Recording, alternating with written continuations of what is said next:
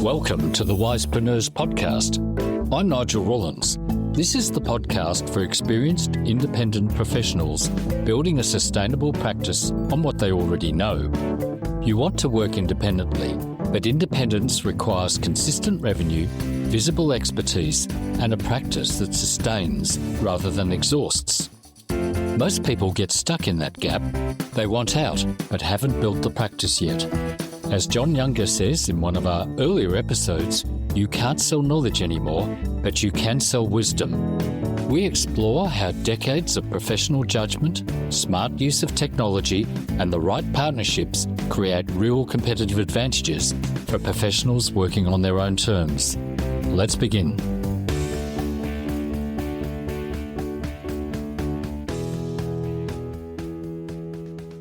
My guest today is Liz Micik. She spent 28 years doing structural SEO work. Now she helps businesses make their websites readable by AI agents, not just humans. I wanted this conversation because your next buyer might not be human. An AI agent decides whether to trust you by checking if your website matches your LinkedIn, social profiles, and reviews. Consistency is how a machine learns to trust you. By the end, you'll know if AI agents can find you. You'll learn whether they can understand you and actually use what you offer. This is the Wisepreneurs podcast. I'm Nigel Rawlins. Liz, welcome to the Wisepreneurs podcast. Can you tell me where you're from and something about yourself?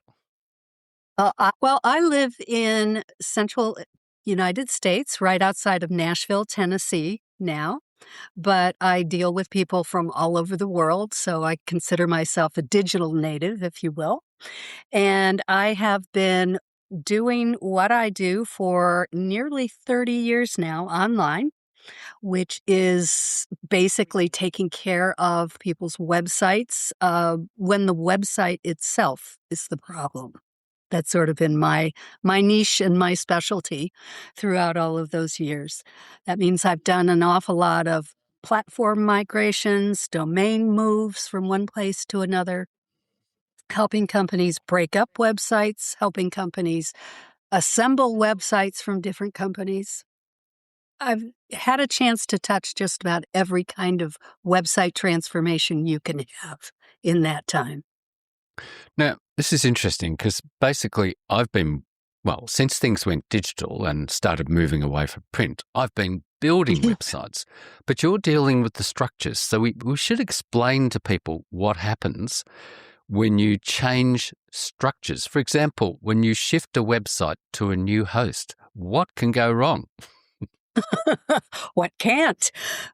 Sometimes you're making a very small and it can be a very controlled move. And one that everybody is familiar with happened maybe 15 years ago when we all started to go to secure websites. Instead of having an HTTP address, you had an HTTPS. We were moving to secure servers. Sometimes that's just a 1 or 2 line piece of code that your host puts in on the server that serves up your website, and you're done. And people never even know that it happens because of something that goes on in the background called a redirect. Other times, if you have changed the name of your company, for example, or changed, just the website that you want to name it, that can be a little bit more involved, but can still be very sort of limited in scope. And sometimes you are moving from one platform to another. Say, for example, from a WordPress website to an Adobe Experience website or a Squarespace website or something like that. There, you're likely to be touching nearly every single page you have in your website and needing to change it. And if anything goes wrong in any one of those steps, you can lose all of the visibility and all of the value you had built up to that website in the past. Your backlinks might disappear. Your Google rankings would definitely take a hit. Your traffic might disappear. So it's kind of important that we get all the details right. Yeah. We should point out to listeners, we're not going to be talking so much technical about things. No. The reason we're talking like this is I want people to understand your background. But what we're really going to talk about is why you should have a website and what's important about it now, because in the age of AI, things have really changed. Now, going back to what we were just talking about, I shifted my major Wisepreneurs website to a new host because I thought it would be faster and more secure, and I lost all my traffic. And then I moved it back to another one. And it's only now, after about 5 years, I'm starting to get traffic back. So people have got to be very careful about what they do with the structures and stuff like that, shifting to a new platform. And there are a whole lot of new platforms nowadays. Yes. So what other things? Now, changing domain names, I know you can redirect them, but you said some people change their business names, and that's an issue too. So what we should say is that the companies you're working with, well, not so much single operators like my independent professionals, but larger companies as well. And I've worked with websites that have ranged everywhere from that single entrepreneur's 5-page website all the way up to the large enterprise sites with literally millions and millions of pages. So, there are some things that they all share in common, and there are other things that are only of interest if you're a very, very large site. Now, though, I find where I'm working the most is in that small to medium range. The clients and the people I'm helping now tend to be business to business, like the consultants. We're right here. We're all working in the same space. Business to business sites who have complex products or complex services that they need to explain to not just humans today, but now humans and AI. That's really the dividing line and the place we need to focus now. Oh, definitely. And this is going to be the topic of the conversation. I was just going through a bit about your background and stuff like that. So you work for yourself. Mm-hmm. Do you have a company structure, or how do they work it in America? Now I'm just a solopreneur. I'm just doing business under my own name. So I don't have a big legal structure behind me. I have done an S corp in the past, or you could get as large a legal structure as you really feel you're going to need in the future. But so many of us just start with ourselves, and a lot of us, including me, I plan to stay a solopreneur.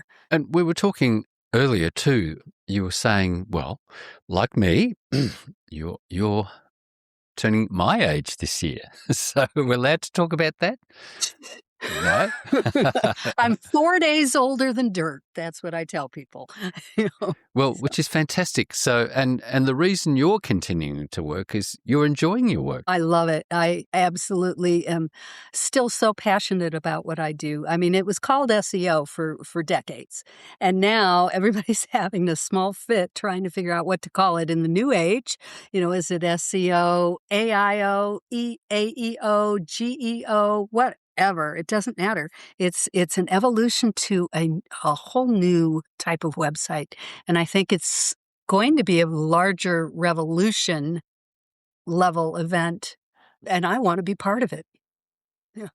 And that's the interesting thing. So you've spent 30 years as the person. Larger companies and now some smaller ones have got a problem with their structures. And then you've realized the next structural problem has come along. Mm-hmm. It's not another migration, but the web being read by machines instead of people. How does that affect what we're doing with our websites, especially if you're an independent professional? This is a new level. We talked about SEO, which we still have to do. And now, what's this about a machine reading our websites? Well, I'm going to say something that's going to, on the face of it, sound very, very contradictory, but I'll explain it if you give me a little bit of room. As an independent consultant or contractor, what's coming with AI and AI machines reading your website has really very little to do with you and will require very little work on your part. Let's be honest, if you've got a 5-page website, that explains my philosophy, who I am, here are my products, here are my services, here are my fees, that's pretty easy to keep control of. But it's also going to become extremely important, and perhaps one of the most important things you can do for your business to get a complete handle on what it is an AI agent is reading on a website, not necessarily your own. I'll get to that in just a minute, but what it's reading on a website. And I look at it through my framework. It's a 4-step framework. Can they find you? Can they understand you? Can they trust you? And now, can they use you? That's the way you have to look at your AI partners these days. So you got a little 5-page website. Can they find it? That's easy enough. Can they understand who you are and what you do? What is your value prop? What is it that you are offering the market? And are you being consistent with how you explain what you do, not just on that little site, but everywhere else you touch on the internet? Your Facebook pages, your LinkedIn pages, your videos if you're creating videos, your TikToks, etc. Is everything across the board consistent? That's how they'll know to trust you.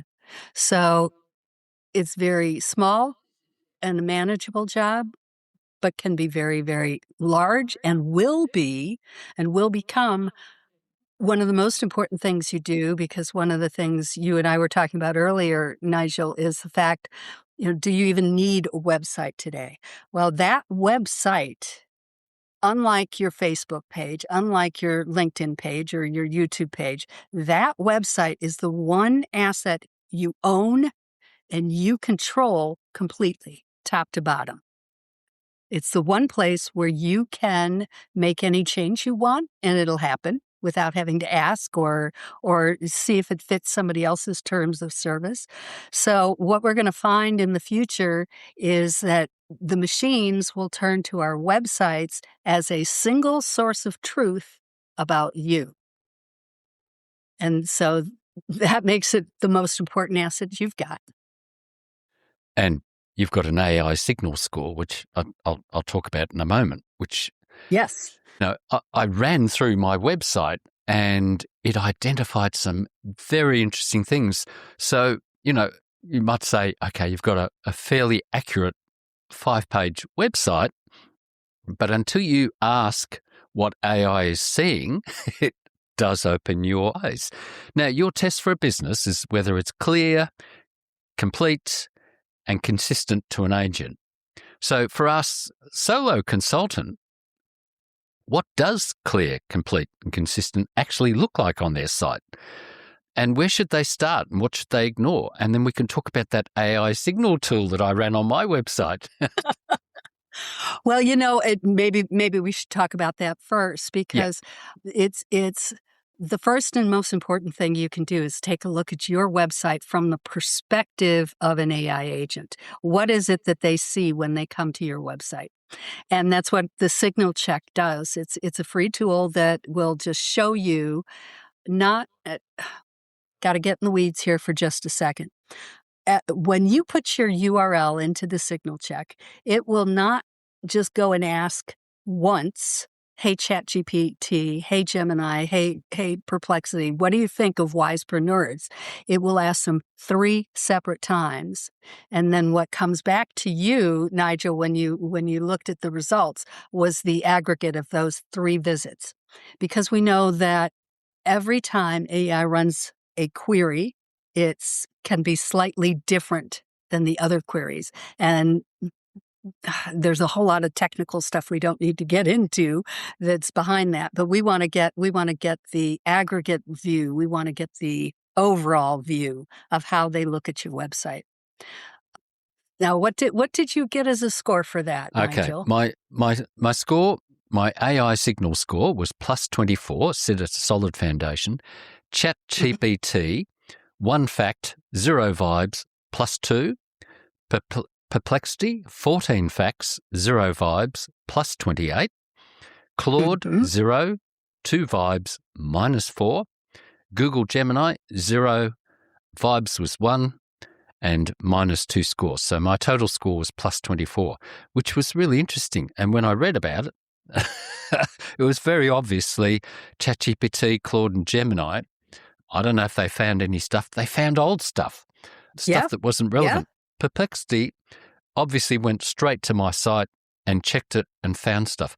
Now, the problem is there, though, is, who uses Perplexity to find stuff? Well, it really doesn't matter if you're using Hmm. Perplexity or not, but the Okay. reason it was there is it's one of the big four. And this is why I said it might help us if we start by looking at what you saw, because you want to get an idea of how AI overall, how the AI agents are going to view your website. And what you saw there was the more important difference that ChatGPT, Gemini, and Claude were all going to what's called training data. Yep. They were looking at what they had been trained in when they were born as an LLM. When that model came out, it had been trained in a set of data, and that's the data set it's looking at. Perplexity was built in a very different way. As an LLM, it was built to search the web, period. It was not grounded in a training data set. So what the biggest takeaway from what you saw and what everyone is going to see, I think it's been pretty much universal that Perplexity will have a much higher score because it's reading current, fresh data. The rest of them are how much is grounded in their training data and how much are they now beginning to go out and do web searches on. We can't do anything to change that old thinking. I mean, you can't go back and rewrite their training data set. So what we can do now is do everything we can to make our website clear. What was it they were stumbling over? What was it that they got wrong? What was it that was so old in what they said? Look at those specifically and then say, okay, now how can I make this clear that was my primary product 3 years ago, but now I've updated and upgraded that to this version. How do I make that very clear on my website? And there are 3 things you look at: the visible page that on your website, and you look at, I'm going to say a dirty word here, then we'll discuss it again in a minute, schema. And then you also look at just how your page is written, the HTML behind the page, the code behind the page. All 3 of those things need to be in agreement. They need to be consistent. Uh, the same rules that have applied for Google for the last 5 years, 7 years. You can't put anything in schema that's not on your visible page. So if my legal name for my website, and I am, is LM Consulting, but I only put Liz Micik on my visible page on my website, well, then I can't use LM Consulting in my schema. But schema or structured data is one of the first places that an agent's going to go for information. So, it's very important you get things consistent and get them in all those right places on your page. Okay. So It's what we're first really, step. and that's a really important step, because using your AI signal score, it told me what ChatGPT, Claude, and Gemini was seeing, and it wasn't seeing what I've got on there. Perplexity Mhm. did. So what that means, and you're talking about consistency there, we're also talking about consistency across platforms too, because, Yes. what have we got on LinkedIn? Does it match with what we've got on our website?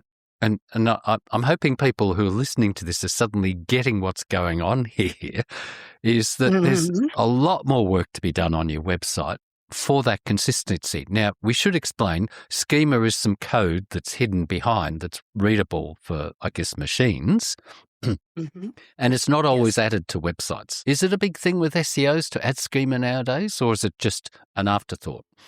Mm. It is very much an afterthought, and I said, I'm gonna say a dirty word when I say schema, because it's also very much debated among SEOs as to whether or not it even has any value anymore. Schema was an agreed upon set of structured data that tells Google and the other search engines, and now the AI agents, about the entities on your website, who you are, what you do, what the concepts are behind you.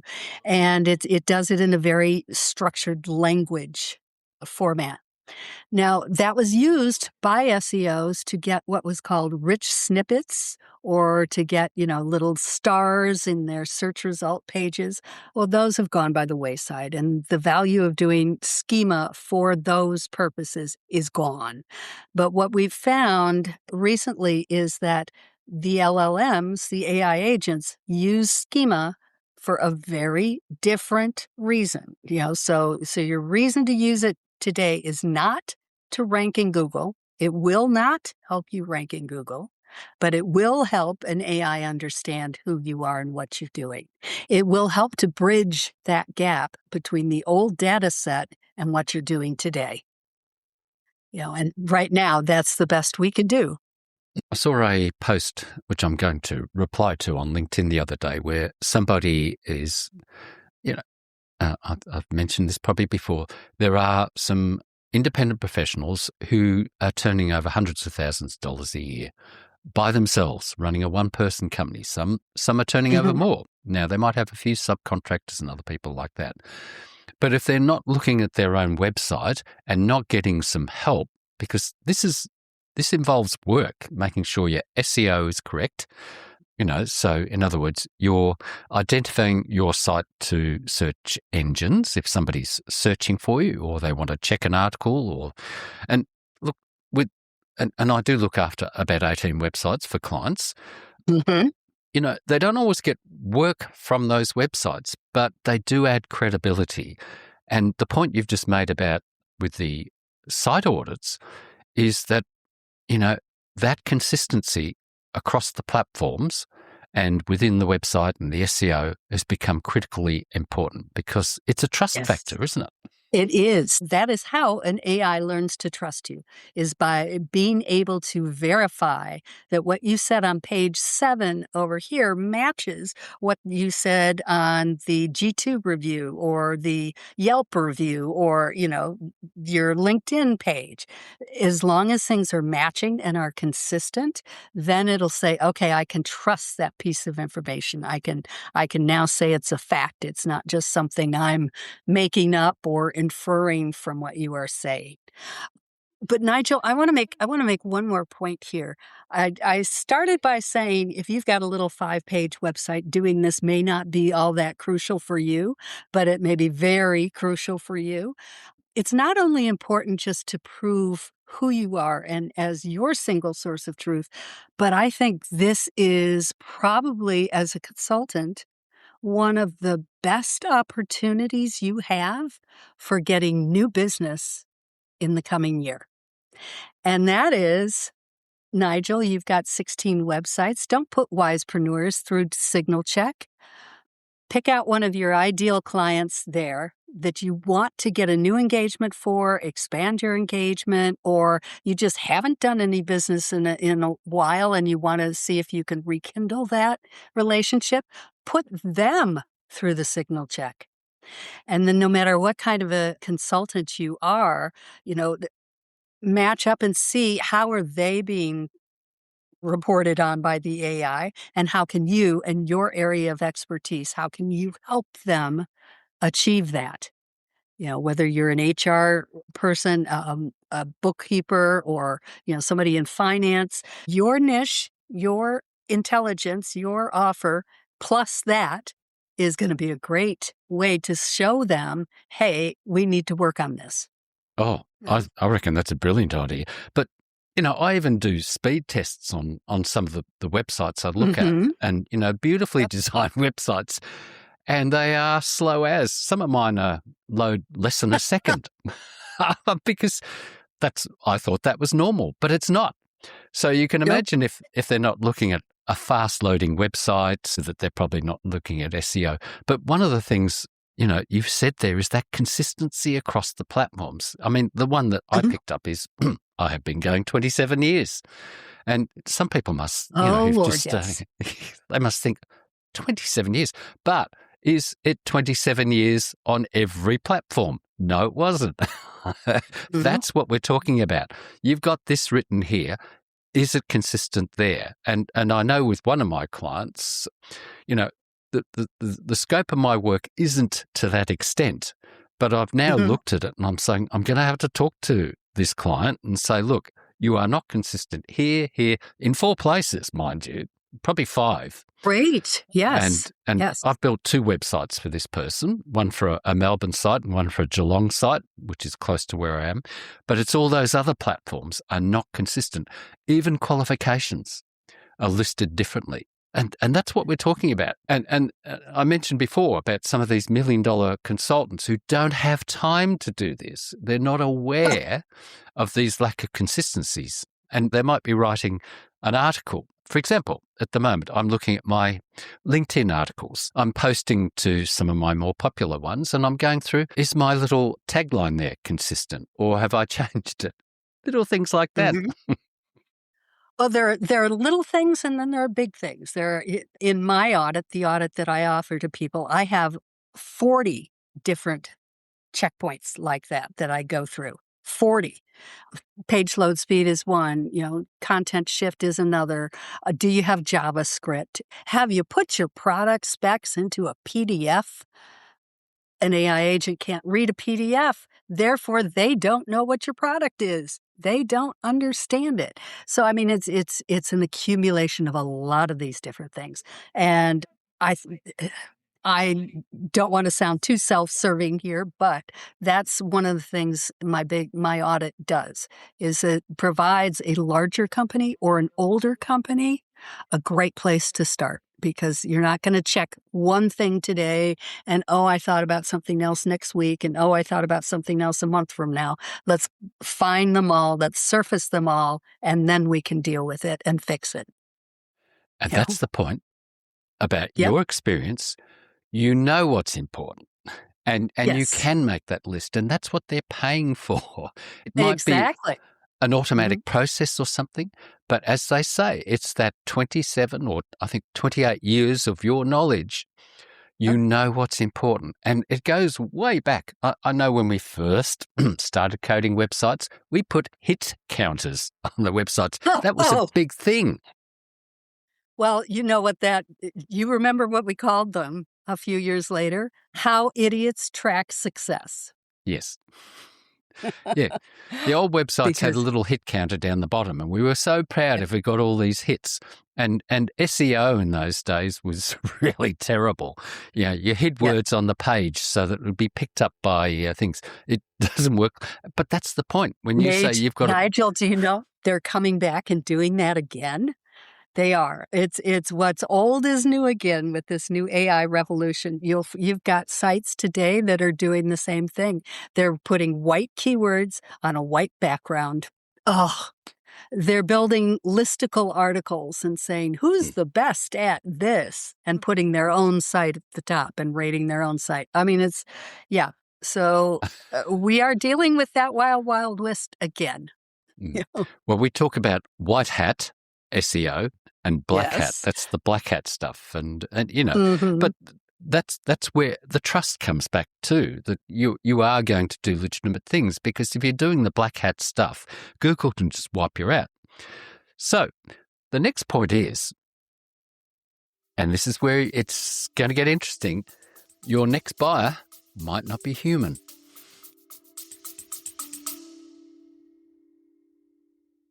Just a quick pause. I've put together 2 free assessments for experienced professionals. One helps you map the professional judgment you've built over your career, and the other helps you audit your reputation and readiness for independent work. Both are found at wisepreneurs.com.au/free-assessments. Now back to the conversation.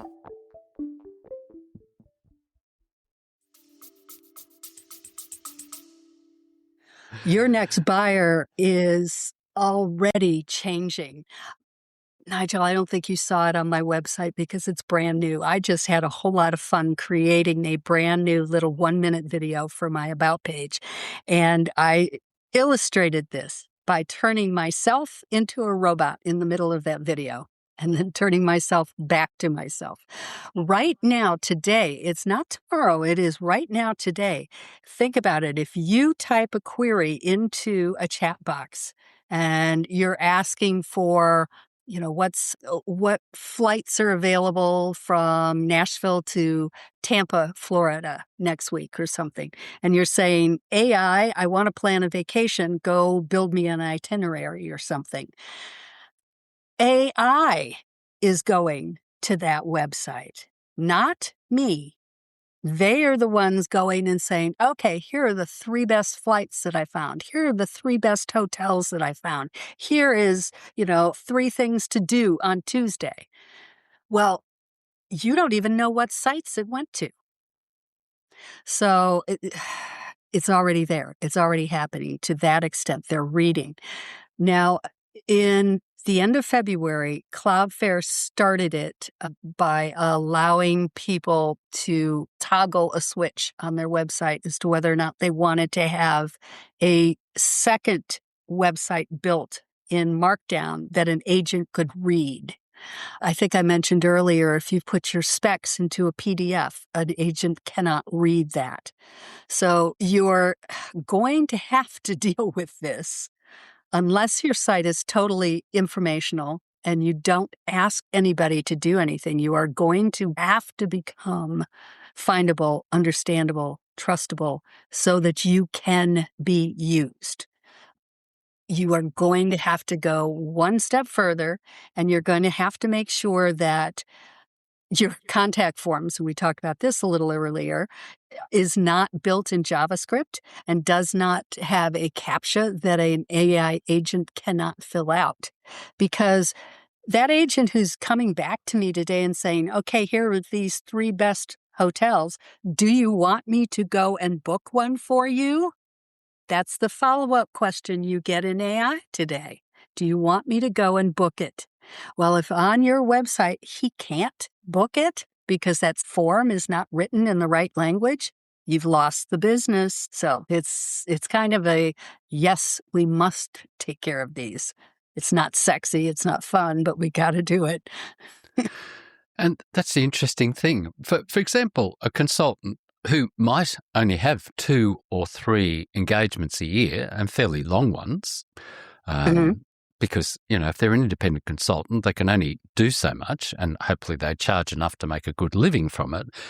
The basis of their work is a relationship, whereas what we're talking about now is an AI agent coming in and actually trying to do something. So there's a bit of a difference, isn't there, between this relationship selling, as we say, and the agentic stuff that's coming. Well, there is and there isn't. You may have a 5-page site and you may be relationship driven and referral driven, but I bet you've got a calendar page. I bet you schedule meetings with clients somehow. You've got a form on your website to say, hey, fill out the form and I'll get back in touch with you and we can meet. Those are blockers. Those are important things for you to look at. But it's also goes back to what I suggested about take a look at your ideal client and what's on his site and what are his blockers. I'm doing a lot of work right now for manufacturers. And, a small manufacturer who may have 3 key products, but they come in a variety of sizes or shapes or specs. So, you've got a fairly complex purchase there. But how do they do business? They rely on a request for quote on their website. And it's that agent is got to be able to fill out that request for quote. Not a human anymore, not just a human, but an agent. You've got to make it easy for him to find all his specs, to add them all together, tell them how to do it, where to do it, and then give him a form he can do. So that's the next step. That's the 4th layer of my framework. It's the use layer. Now, that is brand new right now. That's being formed and formulated. So we don't have a lot of answers, and there isn't a solid, this is how you do it for e-com, this is how you do it for this. We are making some of that up as we go along. I just realised I wasted a whole lot of time the other day. I needed some more paper because I print everything. I can't stand reading on a screen. I've got piles of notes. So I had to get more copy paper. So I went onto Amazon, checked the price, and then I went to Officeworks, which is one of our big stationery stores, and found the price. And then I bought it, and then I going to get delivered because $10 to get it delivered. Amazon delivers for Yeah. free, but it was still $10 more, so I still saved $10. But I did it all manually, and I'm thinking, why didn't I even think about sending my agent off and find the best price delivered? Mhm. And I Mhm. wasted probably 20 minutes, and I had to find my credit card, and I had to put my credit card in. And I'm thinking, oh, yeah, no wonder I waste time. That's why it's coming, and that's why it's coming so soon. Honestly, I think a lot of us who have been watching this even closely, we didn't think we'd be this far along until the end of September or October, maybe even, pushing the Black Friday shopping time. But I think that's really what's accelerated this side of it because the LLMs, the big AI agents, from their side, looking at the web from their perspective, they wanted to make sure that that AI agent could do what you were asking him to do as a shopper. And at Christmas, we're all going to be doing this. And so they worked first with like Shopify stores. If you go out on the web, you'll find stories about how your cart experience is going to change. And, now there's a Shopify store of all Shopify stores that an AI agent can get into. So they've been working on it from that side. But now that behooves us as website owners and consultants to individual website owners to meet that at our end. And that agent is now able to do it. Now we have to be able to deliver our side. Definitely got to think about it. So I've been putting ebooks on my website. They're free at the moment, but there is one that I've been writing that I do want to charge for. And I'm just thinking, well, would somebody be searching for that and then send their agent off to purchase it and download it on their part? So that's a point. Mhm. Anyway, let's go on to this. You offering your free check. Mhm. Your AI signal score, which I think if you are running a website, it's worth checking. We'll have these in the show notes. And then you offer a $1,500 audit, and then you've got to build services from $5,500. So when a client says yes to the build, who does the work? Do you have a team? Uh, And where does AI fit in with what you do? So, and where do you draw the line? Oh, that's a great question. And I have been working on this for several months, and I am a Claude user. I like to use Claude Cowork and Desktop. So I learned several months ago, how to build what I call a second brain for my Claude so that, every time you open up a new chat, it's like you're starting fresh and they don't know who you are and what's going on or anything like that. I started building a co-work assistant and I've actually given her a name so that she has a memory of everything about my business and what we're doing. And so she does not start from scratch with each conversation. It's we build on what we've already built before. And together, I used her and I used Claude Code and I built skills that go behind, that 40 points in that audit. Some of them are schema skills and some of them are SEO skills and some of them are content writing skills. Once we've delivered all of this, write it back here, here, and here this way. So I've built out a team of AI agents under my cowork orchestrator. She's my major orchestrator. Now that's how I'm doing it, and I'm imagine that's how most of the single solopreneurs who are building those big AI businesses are doing it. You just simply can't do it manually yourself anymore. But what I'm able to accomplish with AI this way is fantastic. It's amazing. But it does come from your 28 years, doesn't it? Years Because of you experience know. because you have to if AI comes back and said, "Here's what I found about SEO about this site and this page," I still have to put eyes on it and say, "No, you got that one wrong," or "This is right." But because I've been able to train it so well, I can do in 20 minutes what used to take me 2.5 weeks to do. So you treat AI as a junior employee and you're going to be golden. You're going to get so much more out of it. Yeah. It's the same thing I did. I used to take a whole day to do the analytics reports to send out to the clients. I hate Google Analytics, so I use a commercial program. And Claude Code went up to that program, grabbed it for each of the clients, set up a thing. I had to download, because I download another report that I have to do physically at the moment, adds it in. Mm-hmm. It does an analysis, then it sends it off to my Google Drafts to send out, and then I read it to make sure that it's relevant. But it used to take me a whole day. Now it'll take me probably an hour and a half maximum for all the reports. And the reports are better than I used to write. But it also gives me information that I need to draw on. But you're right. I mean, it's amazing, isn't it, when you think about it? But you've got to know what you're doing. Exactly. So everything comes back to who you are and what is your individual expertise and how do you plug that in and how do you explain that to a client? You're still going to be doing that. A lot of people for a while were saying, especially when the Shopify cart changes started coming out a couple of months ago, they said, oh, woe is me. We aren't going to need websites anymore. We aren't going to need humans anymore. We aren't going to need stores anymore because AI will go directly to the source and we'll all be cut out of business. No, you won't, because of this individual and unique experience that you have. It's Google's EAT all over again. Expertise, experience, authority, and trust. And AI just isn't going to take that away from me anytime soon. Not you either. But we are going to have some fly-by-nighters in there who are going to say, oh, gee, I'll just listen to this. And, people are going to waste some money on this. As you know, every year some new things come out. I see somebody gets on the bandwagon and they run courses and they run things, and then everybody else then does it, so they move on to the next thing.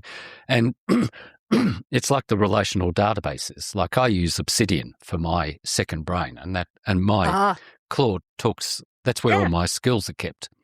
And it's kept in the cloud. So I use that, and that's got all my readwise from the readings and the notes I've taken, plus all the downloadable transcripts that I've listened to. For example, your one that you were in with Marie, I downloaded, I did watch it. I downloaded the transcript and I read that and used that to summarize things. Now, I guess one of the things I'm concerned about is if more than half the traffic to our websites is a bot, a robot, and everyone starts writing for machines, what happens to the human side of writing? That's a really difficult question to answer because in some ways it doesn't change at all. In some ways, what we need to augment and make better on our websites, what we need to augment for an AI, will also augment and make it better for a human. That's the thing that a lot of people don't understand or they trip over. You, for example, saying, I used to do this and now I do this, and here is why. Well, that's another expression of your expertise and your experience. And that's, again, something that makes you unique. So that's going to be of value to a human. And I need to apologize up front. I don't remember who it was. It might have been Chris Long. It might have been Will Kreitschko. There are a few people on LinkedIn who are really, really good, and they post a lot about this type of stuff. But somebody in just the last couple of weeks has posted about the fact that humans do prefer to hear like a follow-up conversation from you about what happened at a conference that you attended. 100 different people can post, here's what happened at XYZ, the Google I/O conference last month, and here's what's important to you. But each one of those posts, if it comes from somebody's unique perspective, and their unique experience is going to be of value to that person's clientele, their audience. So that will not stop happening. And in fact, that's you being valuable to both an agent and a human. There are some things, though, that we don't do on the visible page. Like I said, we do it in the structure of the HTML or in the schema so that it's of more value to an AI agent. Again, you're right. It comes back to experience and knowing which place and which way to use which tool. Yeah. It's getting fascinating too. Let's talk about the M dash. Are we training our clients to write in a way that no human would choose? Because, I think everyone's saying that, an M dash is a dead giveaway, that it was written by AI. What do you think? I started my professional life as a writer when I was 15 years old. I work for a news service as a stringer. So I'm content first, and this is very close to my heart. I have a little saying that I tell people when they ask about this, and I am strictly Team Anne Handley. I tolerate an Oxford comma. I really appreciate the suspense of a good ellipse, but I really love an M dash. Because if you heard that, I really love. This is the way people have normally spoken for a long time. And to just say, oh, that's AI, or oh, that's AI slop, or oh, that's bad. No, we have to get over that. We have to get away from that right away. And we humans have to push back and say, I'm not going to stop using M dashes because of it. Nigel, what did you say? You put it in brackets when you use it? Oh, I often have to say, well, I don't often use it anymore for that reason. But when I do, I put in brackets, I chose to use this M dash. I think we will get to that point soon. It's just right now, everybody is at a loss. Frankly, we're all kind of searching for ways to say, how do I know if what I'm doing is valuable? How do I know that what I'm doing is going to move the needle or is going to result in business next month? How do I know this? How do I measure it? I used to be able to say I was number one ranked for this keyword in Google. I can't say that anymore. I used to be able to say this. I can't say it anymore. A lot of people are now chasing AI overviews and citations in AI overviews and saying, if I got the citation, I'm valuable. No, it goes back to your website. You've got to go back. Right now, we don't have a definitive answer as to how to measure it, what to measure, what's good, what's bad. There are no benchmarks yet. So what we have to rely on is the only thing we can rely on, which is our own sales, our own conversion, again, our own website statistics. Look at that. Have you lost traffic to bots, but your conversions are still up or even climbing and getting higher? Well, that's an indication that you're being well understood. You're on your way to being, okay in this new world. People are grasping at straws and saying, anything that doesn't fit what they're currently thinking is slop, or it's this, or it's that, and we can't do it.